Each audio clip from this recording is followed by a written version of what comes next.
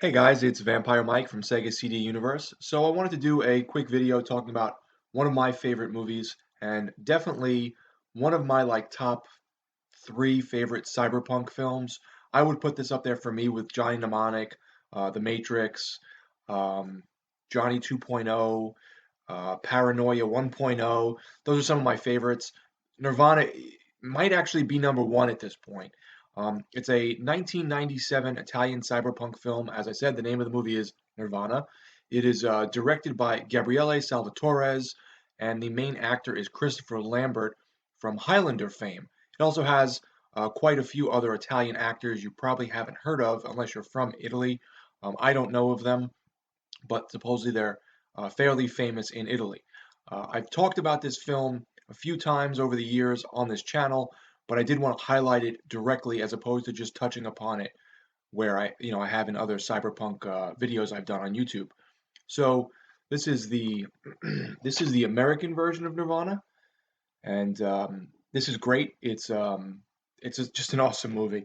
And this is the Italian version. I loved it so much that I went out and picked up the Italian version, or I think I might have gotten it for Christmas one year because I had asked for it. The American version is 96 minutes and it has dubs in English. The Italian version is 111 minutes. It's got subtitles and is in Italian. That is the native language of the film. And the Italian version is more in depth, um, more focused, kind of explained better. It's just you have to be in the mood for subtitles with the Italian language on, audio wise. I recommend both versions, but the American version is definitely a little sillier, has a little bit more of a goofier tone because of the dubs being in English and like the voiceover work. But I would recommend either one. I love both. If you really enjoy the American one, check out the Italian rendition of it because this is the way it's supposed to be. Um, it doesn't have a Blu-ray release, sadly, but it's definitely my favorite Christopher Lambert film.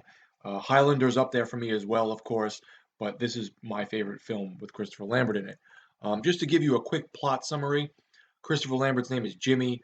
He is a video game designer, and his video game gets self-aware. It gets a virus, and the character in the game is now self-aware and doesn't know what's going on with him, where he is, and as the movie progresses, he knows he's in a video game and he wants to be deleted and erased from this video game because now he's stuck in this fake world. And every time he dies in the video game, he comes back and gets another life, and he repeats himself, almost like a Groundhog's Day type scenario. All the while in the real world, Jimmy, Christopher Lambert, his wife has left him. They are separated. She's went off to sort of go on a spiritual journey. Um, and he's you can tell he's kind of like down and depressed about things. His wife left him. He's got to finish this video game that he's working on that's now been infected with this virus. He's doing drugs like they call it liquid marijuana, and he sort of like snorts it through this weird mask. Everything's very futuristic. Everything is sort of a tweaked version of things that are out now. So, as I said, the drugs and the weird technology, everything's sort of got a different spin on it in this film, which I really like. Sort of like how William Gibson, when he does his books or when they base things off of his movies, it sort of is based in like a reality, but it has a strange spin on things. Um, so he's been depressed about his wife leaving, and then he goes on a quest to both delete the video game he's created so he can release Solo, that's the video game character, from this like almost purgatory, um, and look for his wife as well. Her name is Lisa. He runs across his wife's friend Joystick, who is a blind man who has surgically um, implanted like computer vision, like in his eyes because he has no eyeballs. Um, all the while, there's a couple other characters. There's this other girl named Naima who's like a blue-haired woman with armpit hair, and they're these like sort of hackers. They call them angels in the film, where they can go into cyberspace and sort of fly and manipulate things on the interweb.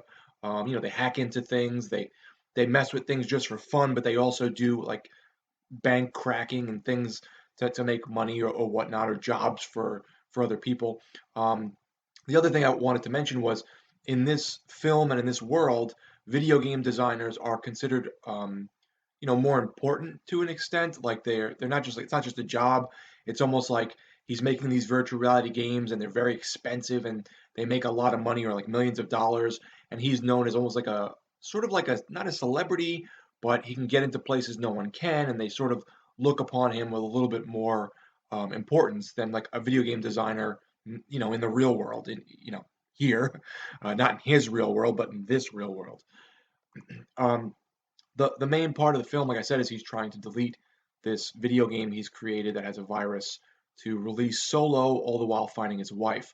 I don't want to give out too much about what ends up happening with him trying to delete the game or with him trying to find his wife, but he goes on a journey. I think it's more of a journey than he's expected it to be. He does things that seem against his character in terms of stealing a car or buying illegal credits that are stolen, things like that. Lots of really interesting old technology that sort of they've used in this film to make it look like futuristic, but you could tell it's old tech. Lots to do with like virtual reality and manipulation of computer programs and things. If you like something like Johnny Mnemonic, The Matrix, uh, whatever else I've named, just cyberpunk in general, I would wholeheartedly recommend Nirvana. I think it's a great, great film. Um, Trying to think what else I wanted to say about it. The main point of the movie is he's trying to reach nirvana. He's trying to reach his spiritual, you know, evenness. He wants to feel better, both in regards to his game and his wife. And I think we all do. I think that sort of is how it ties in. Everyone tries to reach this sort of inner peace with themselves, and within this movie, that's what he's really trying to do. Um, you could pretty much get the movie between like $5 and $10, and I would recommend the Italian version if you don't mind subtitles over the American one, but they're both excellent. The soundtrack is really, really great. It has a lot of good, like, industrial, sort of techno-y music. I liked it so much that I downloaded some of it and put it on my flash drive in my car. And yeah, people don't really seem to talk about this film a lot. So I just wanted to shed a little light on it and talk about it for the cyberpunk fans out there that may have not seen it.